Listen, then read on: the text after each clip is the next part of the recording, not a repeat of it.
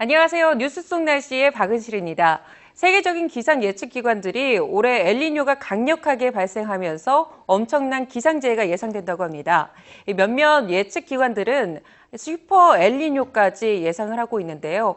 이럴 경우 동남아와 호주 지역은 대가뭄에 들고 남미 지역으로는 극심한 홍수가 예상이 된다고 합니다.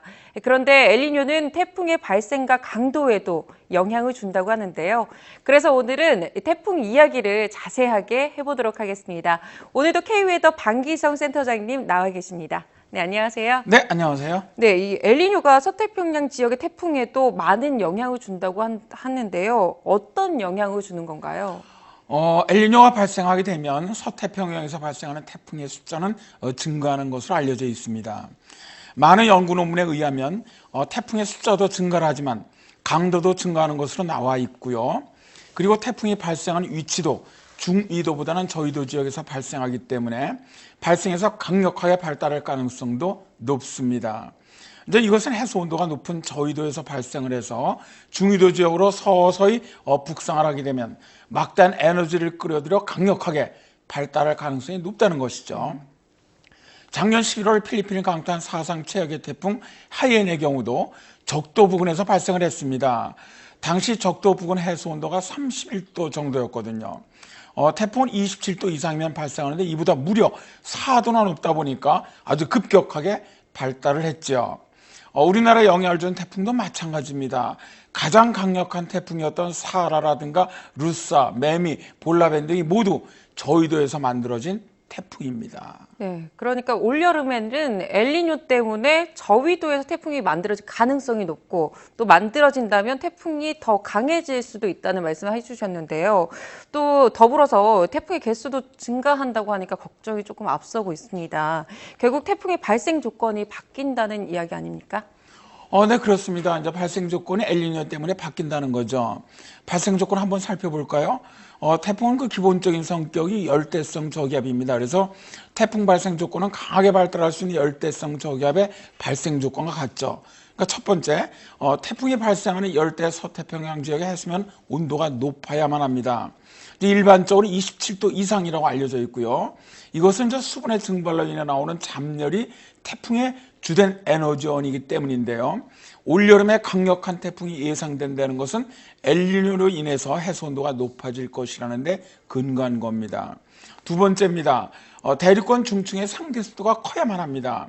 대륙권 중층의 습도가 낮으면 대륙권 중층에서 유입되는 공기가 건조해지기 때문에 섭동을 안정화시켜 불안정성이 약해지거든요.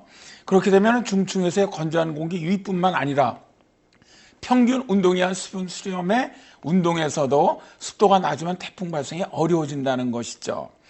엘니뇨로 인해서 서태평양의 태풍이 발생하는 저위도 지역이 엘니뇨로 인해 대륙권 중층으로 다량의 습기가 유입될 조건이 이번에는 많아진다는 겁니다.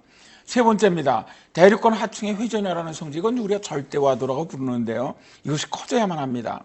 태풍은 자체적으로 반시계 방향으로 회전하는 열대성 저기압으로서 회전하라는 성분이 태풍의 성장 및 발달에 아주 역학적으로 중요하게 작용을 합니다.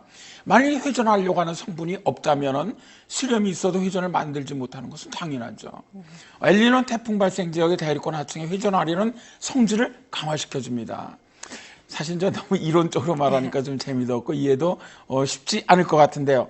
그냥 한마디로 말한다면 올 여름에는 엘니뇨가 태풍을 더 강하게 만드는 역할을 한다는 겁니다. 네, 태풍들이 최근에 들어와 강력하게 발생하는 것이 해수온도 상승에 기인한다고 들었습니다. 해수온도 상승이 태풍의 발달에 영향을 주는 것은 에너지 공급이 많아지기 때문이라고 하더라고요. 또 지구온난화로 인한 기후변화 중에서도 해수온도 상승이 수많은 기상재앙을 불러오는 원흉이라고도 합니다. 네, 또 이 어느 정도 해수온도 상승이 있는 것인지 정말 궁금하거든요. 또 태풍은 점점 더 강해지고 있는 것인지도 좀 궁금하고 있습니다. 어떤가요? 일단 그림을 보면서 설명을 드리죠.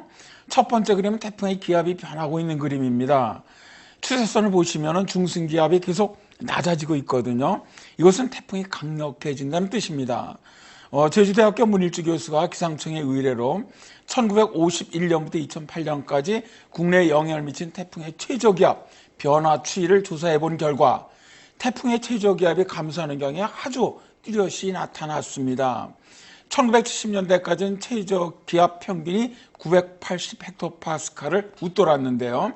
1980년대 이후부터는 급히 기압이 낮아지면서 과거보다 평균 7헥토파스칼가량 떨어지는 것이죠. 또 이제 바람은 고기압에서 저기압지대로 불기 때문에 태풍의 최저기압이 낮을수록 태풍은 그만큼 더 강력해집니다. 그래서 이제 문일주 교수는 최근 한반도에 과거보다 더 강력한 태풍이 불어닥치고 있다는 의미라고 이것을 얘기하고 있습니다. 또 문 교수는 해수 온도 상승으로 인해서 앞으로 슈퍼 태풍의 가능성도 있다고 말하고 있거든요. 두 번째 그림을 보시죠. 우리나라 남해의 해수 온도 상승 그림입니다. 표에 나와 있는 것처럼 세계 해수 온도는 최근 20년간 0.19도가 상승을 했습니다. 그런데 우리나라 근해는 세계 평균보다 4배 정도 빨리 상승하고 있거든요.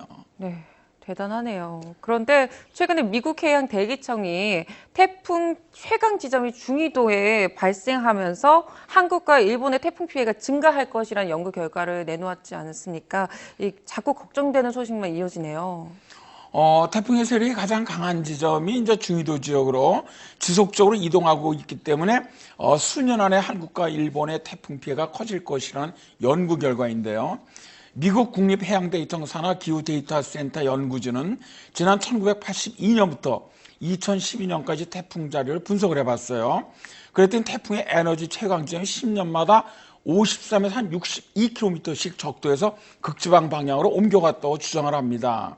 이에 따라서 지난 30년간 태풍의 세력이 가장 강력한 지점은 적도 부근에서 약 한 160km 멀어졌다는 거죠. 이런 경향은 서태평양이나 동태평양, 북인도양, 남인도양, 남태평양 등지에서 관찰됐고요. 대서양에서만은 뚜렷한 변화가 감지되지 않았다고 하네요. 근데 이제 서태평양 태풍이 가장 강력해지는 지점이 점차 중위도로 북상을 하면서 몇 년 안에 한국과 일본이 태풍 피해의 직격탄을 맞을 우려도 커졌다는 겁니다. 연구를 이끈 제임스 코신 미 해양대기청 연구원은 일본과 한국이 큰 위험에 놓일 가능성이 있다고 말했다고 합니다. 네, 일반적으로 이 태풍은 적도에서 발생해서 북쪽으로 이동하며 소멸하는 게 정말 상당히 일반적인 내용이잖아요. 그런데 요즘에 이렇게 중위도 지역으로 변하는 이유가 있을까요? 일단 지구온난화, 또 오존층 파괴 이런 것들로 인한 기후변화가 가장 큰 원인이라고 봅니다. 이 영향으로 열대지역 범위가 늘어나고 있고요. 태풍의 형성 지점과 가장 강해지는 지점이 변화하고 있는 것이죠. 이제 일단 문일주 교수의 연구에 의하면 1951년 이후 현재 이제 여기 연구는 2009년까지 했습니다. 북태평양에서 발생한 1546개 태풍 가운데 1156개, 거의 75%죠. 이게 이제 북위 20도 미만 저위도에서 발생을 했거든요. 그런데 1990년대 이후부터는 북위 20도 이상 중위도 태풍이 매우 증가하고 있습니다.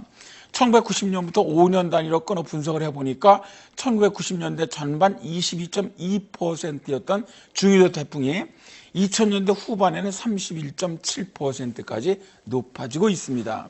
이것은 이제 미 해양대기청의 연구하고도 일치하고 있는 것이죠. 네, 센터장님 오늘 말씀도 정말 감사드립니다. 네, 감사합니다.